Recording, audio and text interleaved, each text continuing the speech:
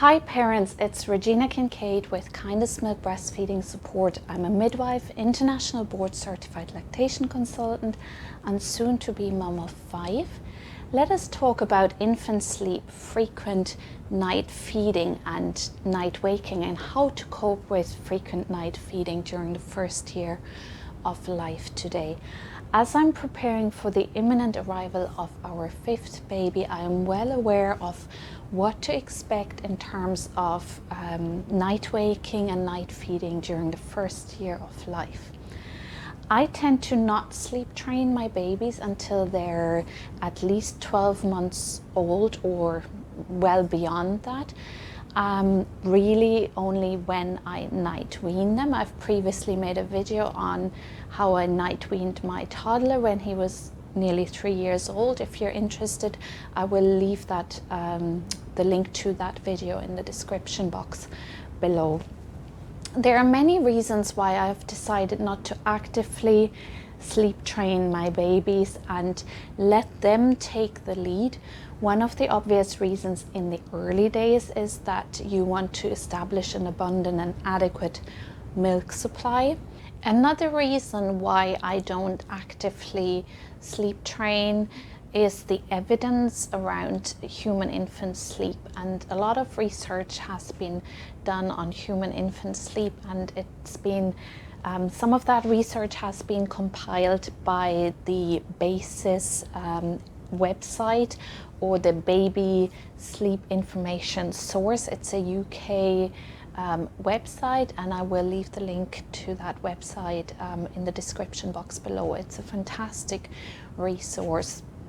And some of that research has looked at the biological and evolutionary background of human infant sleep. It is very normal for human infants to wake frequently throughout the first year of life, and one of the studies found that by the age of 1 year, 13% of babies have not yet regularly slept through the night. And the definition of sleeping through the night is a stretch of 5 hours or longer. So the sleeping through definition for a baby would not be the same as for an adult, where you would probably talk about something like an 8-hour stretch. Sleeping through for a baby happens when they're developmentally ready, just like when they're showing signs of readiness for potty training or the introduction of solids, or when they start walking. It happens at different ages for different infants. Very young human infants are not programmed to sleep through the night, and this is really a protective mechanism. They need to be in close contact with a caregiver until their breathing and temperature control has matured. And also during the first year of life, the human brain experiences such rapid growth like never again in our lifetime, and that rapid growth requires high calorie, high lactose and low fat milk, and breast milk is the ideal nutrition, but it's very easily digested. It fuels the brain, but doesn't keep the babies that full for long, so they will have to come after 2 to 3 hours again to breastfeed to get that high calorie, high lactose brain food. Another research from Australia has shown that even older nurslings, they take in up to 20% of their total breast milk intake at nighttime.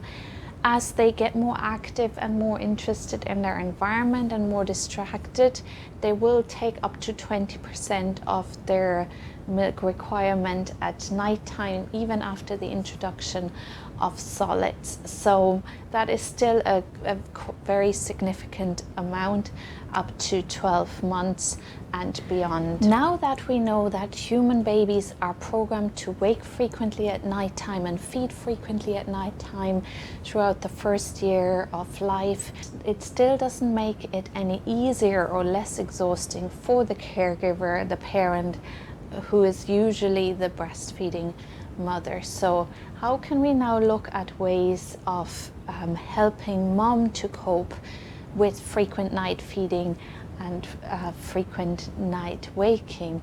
We as adults have developed a very different circadian rhythm and sleeping pattern, also partially influenced by our culture, lifestyle, and it can be very exhausting for the breastfeeding mother to deal with continuous broken night sleep, especially as the weeks and months go by. So I just want to share with you in this video what I have done to help me cope with frequent night feeding and night waking, breastfeeding for children, what I have learned and what has worked for me, and maybe you'll find that useful too. I have to admit that dealing with frequent night waking and night feeding, I find these one of the toughest things about parenting and early parenthood. So here are some of the things that I have learned and that I will be implementing with this baby again as well. So first of all, I always keep my babies in our room with us for at least 12 months in a bedside cot, or initially a smaller bedside crib, then a bedside cot. And as they get bigger, often we have had a toddler bed right next to our bed as well. Bedside, a co-sleeper cot or crib is ideal to be able to follow safe sleep guidelines whilst keeping baby close. The next thing I make sure is that I'm set up for nighttime, especially in the early days when babies still feed rather frequently than later on. I make sure that I have everything set up that I will need during the nighttime and for nighttime feeds. So be that I have everything ready in my nightstand, or in a little nursing station, which can be a basket that can also be used and carried around the house during the day, with nursing accessories and things that make life and nighttime feeding easier.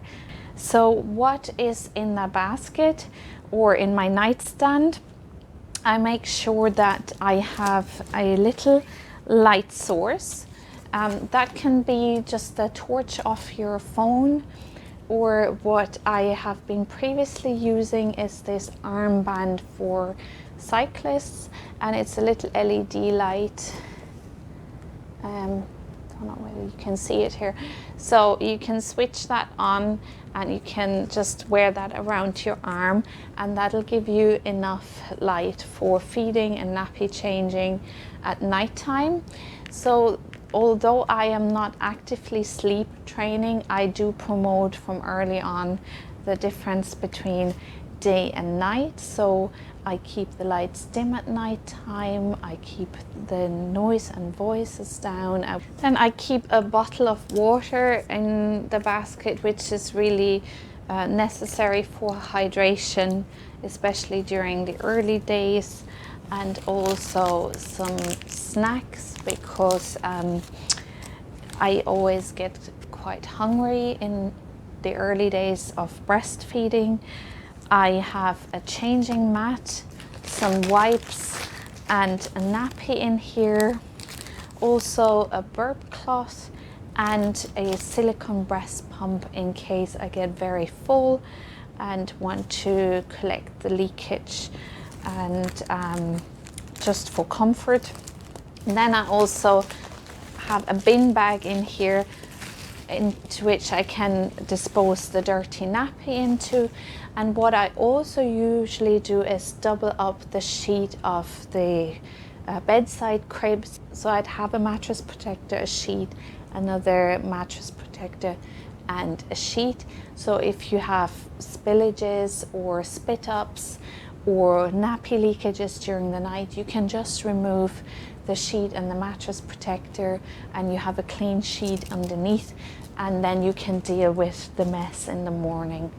It's okay and it can be helpful to establish a bedtime routine that may consist of a warm bath and a baby massage to help baby wind down for the night. And this is the stage where I usually get my partner involved as well in bath time. And with our first, he would do nappy changing during the night, but as we have older children as well that need looking after during the day, I tend to do the nighttime feeds and nappy changing now, and then I can have a bit of a lie-in while he gets up with the older children. So that is what works for us. And then I will feed my baby to sleep. And it's okay to feed your baby to sleep. You're not creating a bad habit. They do need to fill up their tummies and before they go to bed. Then usually when it's time for me to go to bed, I will rouse my baby again and offer a so-called dream feed, even if they're not waking at that point, showing any hunger cues. Often when you rouse your baby and you offer the breast, they will very happily take the breast. Even if it's only half a feed, you will fill up their tummy again before you go to sleep, and that may help you to have a little longer stretch before they wake up again, or else you just fall asleep and they're waking again. I will also use some breast compressions during that time to help get a little bit more milk into them, so in the hope that there'll be a little bit of a longer stretch till they wake up again. Until my babies are back to birth weight and have regained their birth weight, I will wake them every 3 hours at night time to offer the breast for the milk supply, because hormones for milk making are high at night, and also to help my baby to regain the birth weight. But after that, I will very much let my baby take the lead, and I will not look at the clock. And I've also learned not to count nighttime feeds, because if you're looking at the clock and you're counting feeds, I found that kind of gives me more of a sense of or feeling that I have woken so many times at night, and that makes me even more tired. So, along with not looking at the clock and counting nighttime feeds, it helps me to find to use a breastfeeding position in which I can relax and rest as well, which is usually the side lying position. And when you have baby in a bedside crib, it's very easy to bring them over to your side. You're lying on your side, they're lying on their side, and when feeding is completed, you can place them back into the bedside cot so that you can get some rest during feeding as well. The next hack is handy for nighttime feeding, as you will be cutting a hole into each side of your pajama top to make night feeding a breeze. You could even make this work for daytime feeding by using a top layered with a cardigan to hide the cuts. On the topic of rest, it is also important that I, especially in the early weeks, that here and there, if possible, if the baby sleeps during the day, I squeeze in a nap as well, and I let the housework be housework and the chores, and see to that later, and nap when the baby naps. And especially with my first one, I didn't take that piece of advice and I ended up very exhausted. So now I've learned my lesson, and I will take any opportunity to catch some sleep during daytime as well. how your day is structured and how your day goes really can affect nighttime waking and nighttime feeding, and how you're able to cope with nighttime feeding and nighttime waking as well. So I always make sure that I get some fresh air as well for my mental health, which comes naturally through doing school runs and school drop-offs and pickups, but it's also very helpful for the baby to get some fresh air and some daylight, some vitamin D that also promotes sleep at night time. And it's also then helpful to watch baby for sleepy cues during the day, that you act on those sleepy cues where they may start being grumpy, or later on they will rub their ears, their eyelids get heavy, that you help baby fall asleep and have a nap, have good naps during the day. And carrying baby in a sling or a carrier during the day for nap times is fine as well.